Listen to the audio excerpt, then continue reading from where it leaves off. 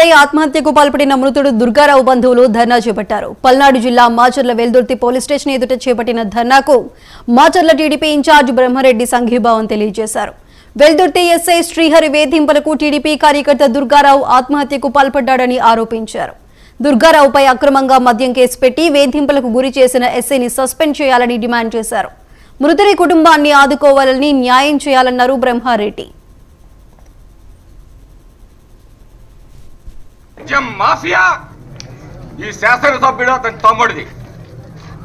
అమాయకుల దగ్గర quarter bottle వాళ్ళు అమ్మిందే ఉన్నా గానీ ఇది తెలంగాణ మద్యం అని చెప్పేసి వాళ్ళ మీద కేసులు పెట్టి వాళ్ళని వేధించి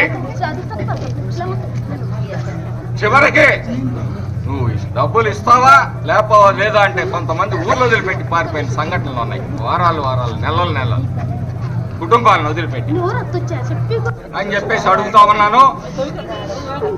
ఉన్నతాధికారులు ఇచ్చే సమాధానాన్ని బట్టి మేము స్పందించాలి. శవాన్ని కూర్చోబెట్టి పడుకోబెట్టి నడి రోడ్డు మీద ఆ కుటుంబం, ఆ వెనకబడిన వర్గాల కుటుంబం న్యాయం అడుగుతుంది. ఒక రాజకీయ పార్టీగా మా బాధ్యత అది.